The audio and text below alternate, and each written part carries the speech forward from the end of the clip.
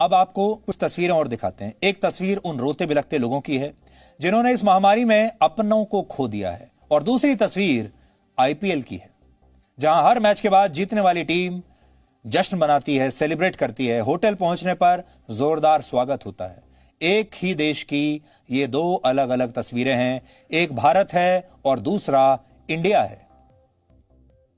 देखिए, यही है फर्क, एक भारत और दूसरा इंडिया।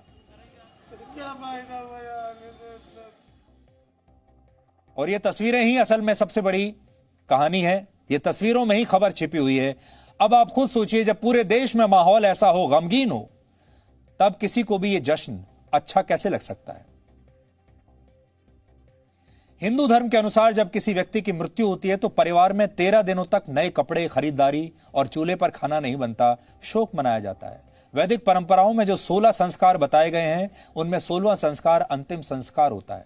इसमें उल्लेख मिलता है कि जब किसी व्यक्ति की मृत्यु हो जाती है तो परिवार में सूतक लग जाता है और इस दौरान कोई शुभ कार्य नहीं होता, और 13 दिनों तक परिवार में शोक मनाया जाता है। और 13वें के दिन मृत व्यक्ति की आत्मा की शांति के लिए पाठ किया जाता है, पंडितों को भोजन कराया जाता है।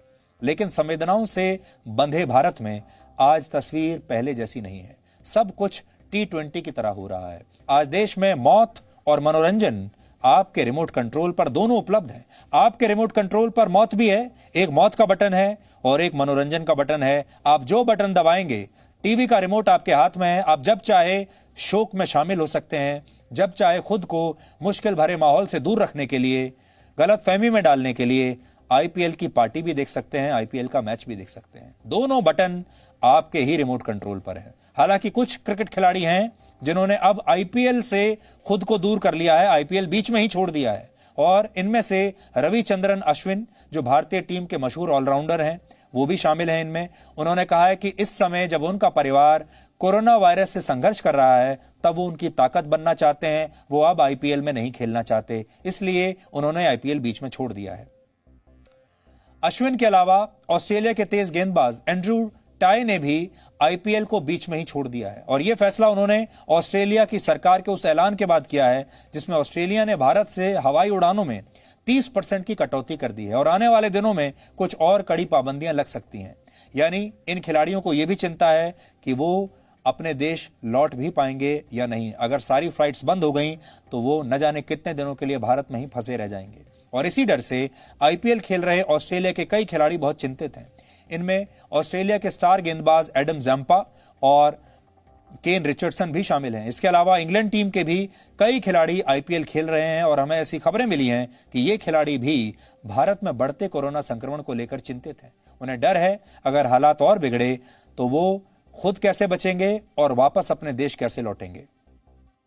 हालांकि बीसीसीआई ने साफ किया है कि आईपीएल जारी रहेगा और आईपीएल रुकेगा नहीं। लेकिन हम आज आपसे एक खबर शेयर करना चाहते हैं, एक और खबर।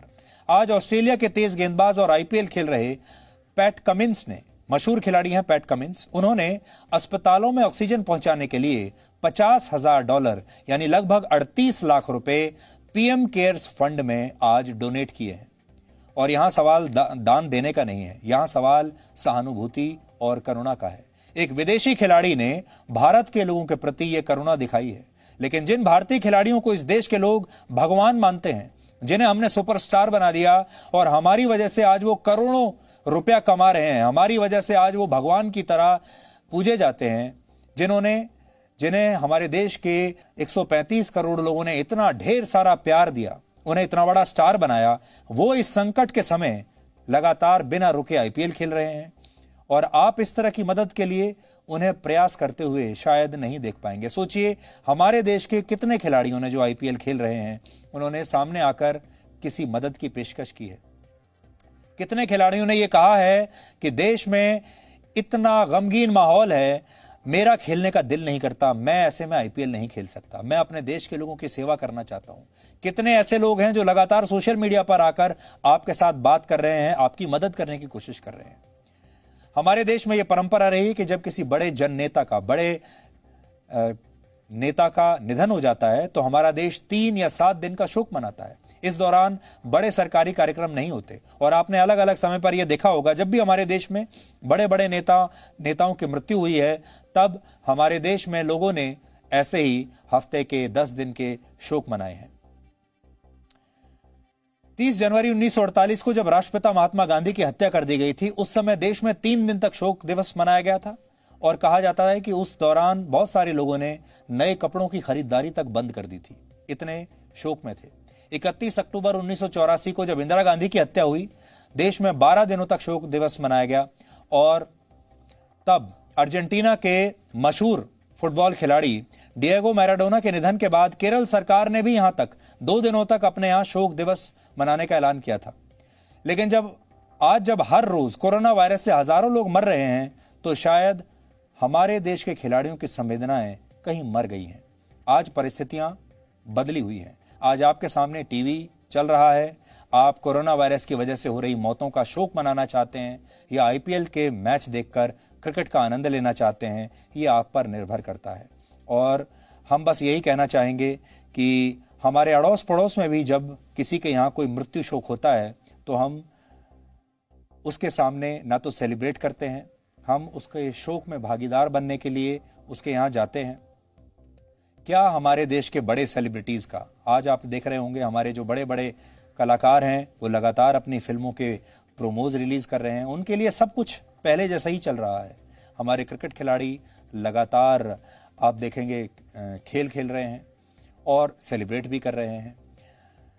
कमिंस ने जो आज कहा और जो किया $50,000 का डोनेशन देकर, उसने भारत के खिलाड़ियों को आज आईना दिखाया है। हमारे देश के खिलाड़ियों के सोशल मीडिया की टाइमलाइन पर जब आप आज भी अगर जाएंगे तो आपको प्रमोशनल मटेरियल मिलेगा। आज भी उनके सोशल मीडिया अकाउंट पर वो आपको यही बता रहे हैं कि आपको कौन सा प्रोडक्ट खरीदना चाहिए, उनका लेटेस्ट विज्ञापन कौन सा आ रहा है, ये सब बता रहे हैं। इसलिए आज हम उन्हें भी जगाना चाहते हैं और आज हम उन्हें यह बताना चाहते हैं कि वो भी इसी देश के हैं और इसी देश के जो लोग जो मर रहे हैं, जो संघर्ष कर रहे हैं, लाइनों में लग रहे हैं, जो एक एक सांस के लिए संघर्ष कर रहे हैं, हमारे देश के क्रिकेट खिलाड़ी, उनके बारे में भी सोचें। हमारे देश के नेताओं ने तो सोचा नहीं, हमारे देश के नेताओं ने अपनी रैलियां जारी रखी। इस दौरान क्रिकेट खिलाड़ी क्रिकेट खेलते रहे, फिल्मी कलाकार फिल्में बनाते रहे और जो आम जनता है वो सांसों के लिए संघर्ष करती रही, उद्योगपति फैक्ट्रियां चलाते रहे। तो क्या सब कुछ, सारे दुख, सारी पाबंदियां, सारे लॉकडाउन क्या सिर्फ आम लोगों के लिए ही हैं? आज बड़ा सवाल ये है।